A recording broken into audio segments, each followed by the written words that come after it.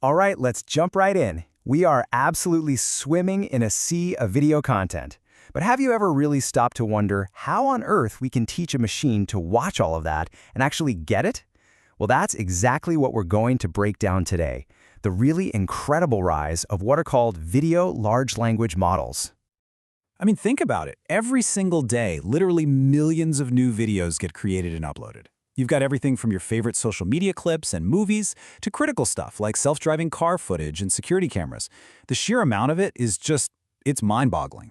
It has created this massive challenge that is just way, way beyond what any number of humans could ever handle. So, that leads us right to the billion-dollar question, doesn't it? How do you actually build an AI that doesn't just see a bunch of pixels, but can understand the story, the context, and can even reason about what's happening on screen? This is, without a doubt, one of the biggest and most exciting puzzles in artificial intelligence right now. Now, to crack this problem, researchers have been on a pretty long journey. This isn't some brand new idea. The quest to get here has been this really fascinating evolution in how we even think about machine sight. We've gone from these slow, clunky manual processes to something that, well, it looks a whole lot more like an artificial brain. Back in the early days, programmers had to sit down and spell everything out for the machine. They'd have to manually define things like edges and corners and textures. These were called handcrafted features. And let me tell you, it was incredibly slow and it broke all the time. But today, we use deep learning. This is where the model basically teaches itself by looking at insane amounts of data. It makes the whole system so much more powerful and, well, flexible. And this whole evolution really happened in 4 big leaps. First, we started with those manual, conventional methods I just mentioned. Then, we got the first AI models. A big step up, but they were still pretty limited. The real game changer was stage 3, self-supervised pre-training. All of a sudden, AI could teach itself just by watching massive, and I mean massive, amounts of unlabeled video. And that, right there, paved the way for the revolution we're seeing today, which is stage 4, combining all that visual learning with the reasoning power of large language models. Yeah, this 4th stage is where things get really wild. You could call it the eureka moment for machine sight.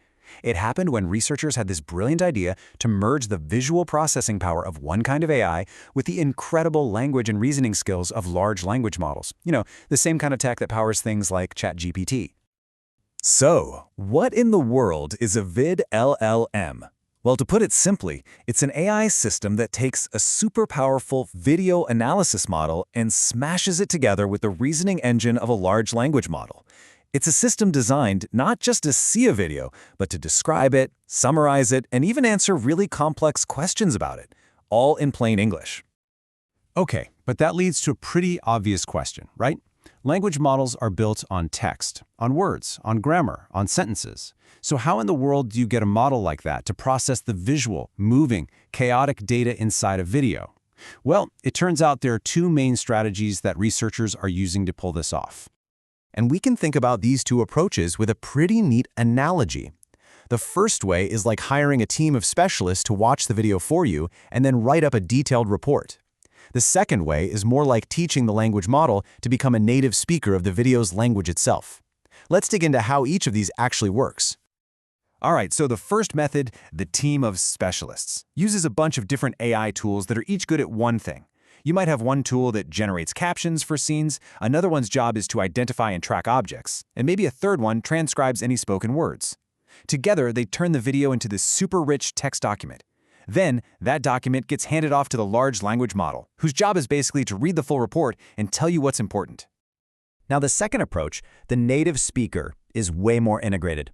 In this case, a tool called a video embedder translates the video's visual data, the motion, the colors, the timing, directly into a rich numerical language. Think of it as a series of complex coordinates, or embeddings. This numerical language, not a text report, is what gets fed directly to the LLM. This allows it to see the video in a much more direct and, frankly, a more nuanced way. So we've kind of covered the how, but now let's get to the why. Why does any of this tech actually matter? Let's take a look at where these VidLLMs are already being put to work out there in the real world, because it's pretty cool. The applications are just incredibly broad. I mean, think about it.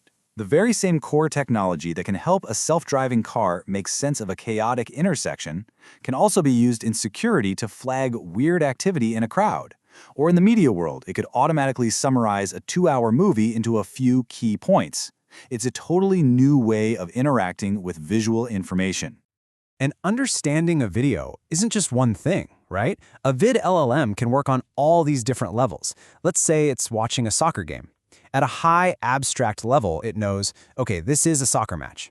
At a more detailed, temporal level, it can pinpoint the exact second a goal was scored. And then, at the super granular spatiotemporal level, it can actually track the soccer ball's movement across the entire field for the whole game. It's pretty amazing. But as powerful as all this is, we have to remember the technology is still really young. The road ahead is filled with just as much potential as it is with some pretty significant challenges that researchers are working on right now. So what is next for Machine Sight? And yeah, getting to that future isn't going to be a walk in the park. Researchers are right now tackling some massive hurdles to really unlock what this technology can do. There are a few big ones. For example, how do you get an AI to follow the plot of a 2-hour movie without completely forgetting what happened at the beginning? Or how do you stop it from hallucinating? You know, when the model confidently says a character was wearing a red hat when they never were. And maybe the biggest goal of all is true multimodal understanding, where the AI processes video, sound, and text all at once seamlessly, just like a person does. But even with all those challenges, the feeling in the field is incredibly optimistic. As the researchers behind our source material put it, the rapid progress we're seeing suggests a truly promising path for future video understanding. We are really just scratching the surface of what's going to be possible. And all of this leaves us with one final, and I think really important question to chew on. This technology is going to be everywhere soon, analyzing our world through countless digital eyes.